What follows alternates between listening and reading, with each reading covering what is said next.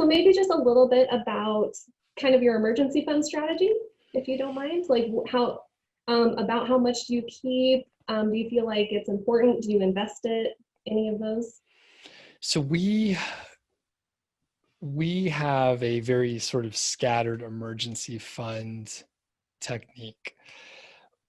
It's interesting because we ended up sort of accumulating like more money than we knew what to do with, which is a good problem. But we had some investment, I guess we had some advisors, right? Some financial advisors. And at some point we realized that we didn't want to work with them anymore around the time that we started looking up some information on FI. And maybe it was actually via like where to invest money and how to invest. And then we realized that, the advisors don't really provide much value, at least in my opinion, right? For some like planning, like pulling out money, like you do have to be strategic about that. But it's all pretty simple. We're big on index funds. So going back to your original question, we had like a ton of money. Basically, we had a bunch of money in cash that we should invest. So once we figured out how to invest it, we started putting it in index funds. We don't have a technical emergency fund. And instead, we still accidentally, right, accumulate too much cash and we should deploy it faster. We don't have sort of a regular schedule. And I've gotten much better, by the way. So, I mean, I do all my bookkeeping for my company. So each month, like I'm on top of it, I see expenses and all the details. So I've gotten better over time. And as I understand more and more how to make sure I have enough money to pay taxes quarterly and how much I'm going to need, I can run a thinner margin and invest more quickly while having operating expenses and all that. However, it's still, difficult sometimes because of our old habits and we don't have a regular investment schedule that we're accumulating too much. So at this point, we probably have like multiple years that should be invested that are actually in just a checking account, which is bananas, right? Yeah, it is bananas. How dare you? No, Sloppy. sloppy. I'm the same. We're the same way too. This is why I always talk about like focusing on making money and focusing on having reasonable expenses, because the day-to-day actions that make that happen are the ones that will help get you to that place of security. If you don't have an emergency fund, a lot of people just focus on that and, oh, I don't have the money, I don't have the money, and then don't do anything about it. Whereas if your spending is on autopilot, your income, you've worked to get it to a place that you can, legit afford the lifestyle you have plus extra, then, it just gets you to that place of security with your finances. So, yeah, so that makes sense to me. Well, who do you think would prefer having more emergency fund? Like you or your wife, like who wants the bigger emergency fund, or is it about the same? My wife, for sure. Yeah. Yeah. Just from the, less risk tolerance and I mean, like, honestly, I think she would prefer to have more invested and have a smaller emergency fund because, I mean, we have jobs, like we're still making money. So a few months or even 6 months would probably be totally fine. And it's just sort of the emotional portion of investing. And like, I mean, we're not trying to time the market or anything, but you always get nervous. I feel like every time that I've gotten over this, by the way, but anytime that I made like a big purchase with just an index fund, I timed it pretty poorly. I mean, not that I timed it, but I was like, I need to get it in the market. And then I would buy, and then it's kind of at the height, at least for that year or whatever. So of course, if you look at 10 years, if you look at 30 years, who cares? It actually doesn't really matter. You should get the money in the market as soon as possible. Even, I mean, I know the dollar cost averaging is a great strategy, but I mean, I think if you run the numbers, I heard someone say this, I don't know if it's true, but basically you should get it in the market. Like it's most of the time if you're looking at a broad index fund, most of the time the market's within like 90% of a high. So if you're in for more than 10 years, you probably should just throw it in as soon as you have it. Have you heard that, or am I making that up? I haven't heard that. I've heard time in the market beats timing the market, that kind of theory, but I haven't heard the 90%. But I honestly do try to time things when I see, especially this year. So we had some big market downturns. So just in the last couple of days, I was waiting to invest because I had a feeling. I mean, it happens all the time, but we're in an election year. There's a pandemic, so I was like, the market's at a height, and it dropped like 5% in the last couple of days. So I was like, okay, I'm sure we're not at the bottom, but at least I didn't buy at the top. So I put it in the order. yeah, I hear you. It is hard to kind of make sure that everything is optimized as far as pushing things into the market. And then, yeah, once it builds up and then you start feeling guilty that it's just sitting there, not being efficient. And then, yeah, yeah, I've experienced that. So before you ask the next question, for the emergency fund, like what's your standard advice, or what would you tell me for emergency fund management? Um, I mean, I think that the strategy of paying for emergencies out of your income is a really good strategy. Like, if you have a high enough income and low enough expenses, I mean, that's kind of like having a built-in monthly emergency fund.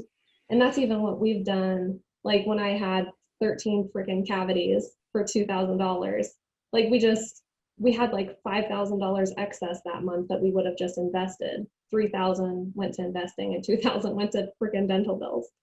So I think that I think that it's good to be able to pay out of income if you can. That's like the ultimate goal for the emergency fund. That's where I would prefer to have the money come from compared to even needing to touch an emergency fund. So I think that it's a good strategy. I do like to have cash on hand. That helps me feel secure. So, but yeah, Yeah. I like how you do it. Okay. Well, and actually a deeper issue, what's up with the 13 cavities? What So I didn't happened? go to the dentist for like 7 years because I had never had a cavity, and I eat a lot of vinegar and I like lemon juice, and so I think that I've destroyed my enamel, Okay. and I'm Okay. dumb. And what? And I'm dumb. Oh, I mean, I think if you go in once a year, it's probably okay. I mean, we do 6 months because we have dental insurance, but 13 cavities, holy cow. Do you floss? And now I do. Yeah, that was like 4 years ago. And yeah, I floss every night now and go to the dentist every 6 months. I still have them all the time though. I think I really have ruined my enamel. Interesting. I wonder if it's like talk about a digression. So I wonder if because you grew up in Montana, right? I wonder if fluoride was in the water the whole time, like, or were you on well water in which you didn't have um, fluoride in the water, maybe? I have no idea. I have no idea because I grew up in Anaconda and I don't know, yeah, I have no idea if they had the fluoride or not. But I always Interesting. have brushed my teeth. I've always brushed my teeth twice a day, and I never had a cavity. I went when I was a kid and never had any, and I just thought Guess it we're good wasn't a to big go. deal. Crazy. And then I was going to say like an odd thing. I'm I need to ask more people about the flossing because we floss every night now, and I think probably up until my mid 20s or so, I floss like every couple days or so. So not every day, but I'm curious because people that floss every day, I mean, it's unusual, I think, unless you had some sort of dramatic 13 cavity Yeah, it's true. situation, or you're just weird like me, Yeah. and then you floss every day. So okay, you can keep on asking questions. Um, so aside from flossing every day to save money at the dentist, what tips do you have for people for saving money? Like, what do you do to save money? I think kind of like a diet, it needs to be like sustainable. So whatever you're doing, if you could only do it for like a month or two, it's probably not the best approach. I'll have to think about this a little bit. For me personally, I I enjoy cooking, and we don't have a lot of meals out. In fact, little brag, I mean, I think most of the time I can make something better than we can get out, unless it's like cheap fast food, because there's no way to replicate some cheap, Taco Bell or something like that. But I know a lot of people eat out very often. That could be, really expensive, potentially not as healthy. So, cooking at home is something we enjoy anyway. That also means, we're potentially drinking at home. And, I was slightly kidding around earlier, but I am very much into beer. If you drink your beverages out, it's, 4, 5, 6 times more expensive than if you have it at home. So I enjoy having, good food. So I'll pay extra money for, fresh produce or high end meat and, very good beers, but it's still way cheaper than going out. So that's probably my number one tip. And then if you can, figure out how to not drive as much, that's usually pretty helpful. I think a lot of people probably realized with the pandemic that working from home is way cheaper. So I was lucky enough to have a job where I worked remotely. I worked from home most of the time, probably for the 5, 6 years of the tail end of my career at the corporate gig. And clothes, you don't have to buy like new clothes, no dry cleaning, commuting, like wear and tear on your car reduced dramatically. And now I just wear a bunch of cheap clothes. I have an old car, and I mean, it's a truck. I get terrible gas mileage, but I'm pretty sure that my carbon footprint for my truck is less than, people with a Prius or even some electric cars, because I just don't drive. I just don't drive much because I don't need to. Yeah, and people who change cars every 3 years compared to, you said your truck is like a 2005 or, Yeah, 2005. Yeah. yeah, so the carbon footprint of changing vehicles every year is probably quite a bit higher than, yeah. Yeah, that's cool. Cooking, that's one of the big ones. It's hard. Food spending is hard for us, food and drinks, because we like to eat out. But yeah, we like cooking too. So I think that that's one thing we do quite a bit. When you said like sustainable dieting, what kind of do you mean by that? Some people will go on a diet and then it works really well for like a month. My dad actually goes through this, and he'll lose a ton of weight over 6 weeks, and then he can't keep on the diet. It's unsustainable, and he'll go back to his old habits. So a better option would be like maybe not eat optimally for that 6 weeks and maybe lose less weight, but it's something like that's more of a lifestyle that you can keep up. So and for me, actually, you didn't ask this specifically, but I'm into and enjoy intermittent fasting quite a bit. So I would say like 3 to 6 times per week. Um, I don't eat breakfast. I'll have coffee, and occasionally on the weekends I'll have breakfast if we're doing like living like normal people, and I eat a breakfast and go out to eat at a diner or whatever. But yeah, I mean, I feel better usually, and it's a good way to sort of, for me personally, just like skip breakfast and start working. I'm a little sharper instead of having like any sort of meal in the morning. So Yeah, I've been doing that too. I was worried when I started working full time from home that I was just going to eat all day long, but I get caught up in things in the morning and then I don't usually eat until about noon.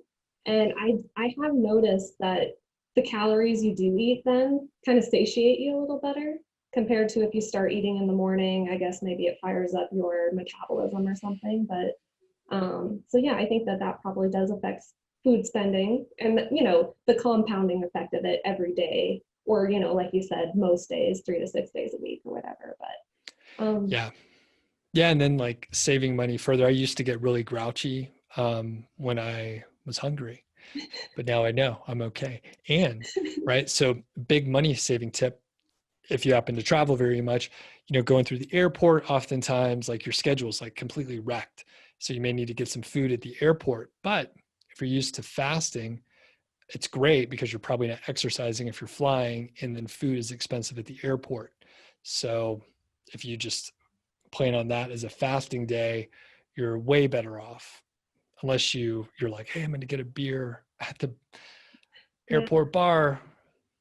I love it. I love the reset of doing like a fast. It just helps you like food tastes better afterwards. And yeah, you just feel more grateful for food. And like you said, it can have weight loss benefits. And I Yeah. know some people take it too far, but if you can do it in moderation, yeah. And then the benefit of it being of intermittent fasting at airports, that's a cool idea too. Because then, yeah, I always try to pack like sandwiches for the plane, like salami wrap. Oh yeah. But yeah, Yeah. And it separates that like I need to have food all the time or else I'm hangry as hell. Like it separates that a little bit and you have better control over it, right? yeah, exactly. Yeah. What's your very favorite thing to spend money on? What's your favorite spending category?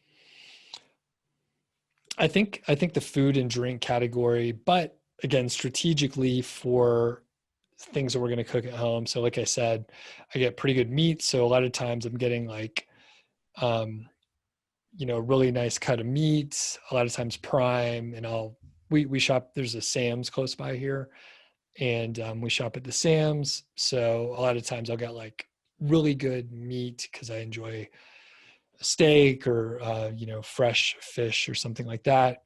And then as I keep going back to, the beer is really important. So I'm not afraid to spend, there's probably a big area that we could save as if I didn't get as much beer, but I do enjoy it quite a bit. So, and I think a thing to highlight also is with a FI sort of area and people that are interested, especially people that haven't really dove in and like understand really what it's all about.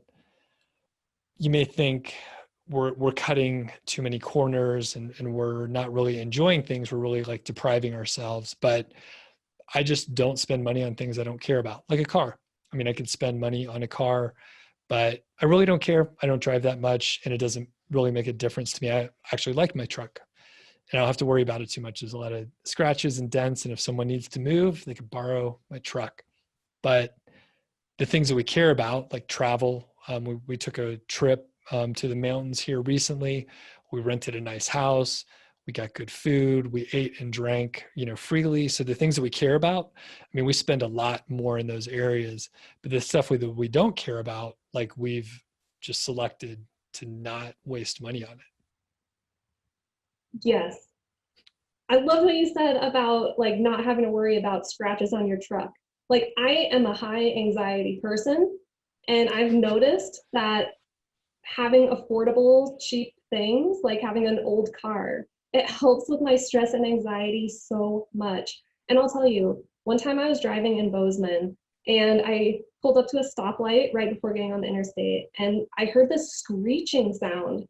And I look over and a woman and a man in a very nice truck had gotten rear-ended by a kid in a really crummy old truck. And this lady was going to town on him, yelling at this kid, screaming in his face. And, I don't want to pass judgment. Maybe she was having a bad day, or maybe she's going to the hospital or something. I don't know. But to me, it looked like they were upset about their very incredibly nice truck, like probably a 70,000. I don't even know how much, ridiculous to me.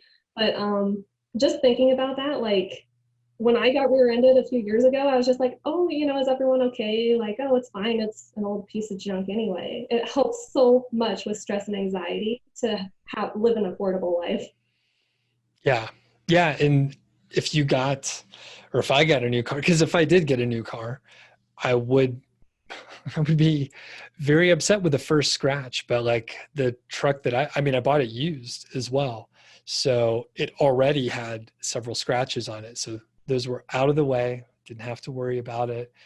And yeah, there's some peace of mind of just like being able to afford to have it and to lose it if you need to.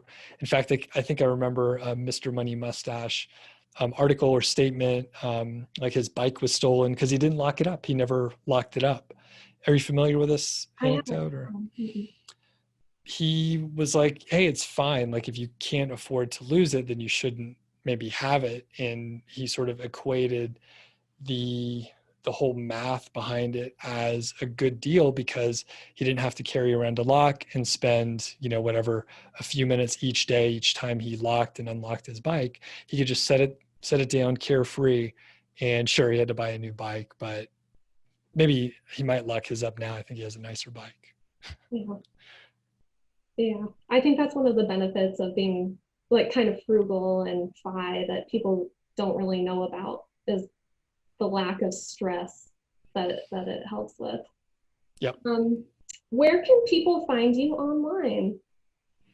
So here on YouTube, of course, you're watching a video right now. So I have a YouTube channel, and I talk mostly about affiliate marketing and SEO, some entrepreneurship and productivity. So you could check that out. There's a ton of videos. You can also go to my blog, nichesiteproject.com, where you can sign up for the email list. I'll send you all the templates that I use to run my business for affiliate marketing. There's actually like probably dozens of resources and tons of content over there on Niche Site Project. So if you just sign up there, click the green button, enter your name and email address, you'll get all those right away. And I'll send you other emails and eventually try and sell you something. I'm an entrepreneur after all. But you can unsubscribe after you get the resources. And if you like podcasts, I have a podcast called The Doug Show. So it's at doug.show. And I'm sure, Roxanne, you'll link up for all that stuff, right? I will. I certainly will. And thank you so much for being on the interview today. Thank you for the beer recommendation.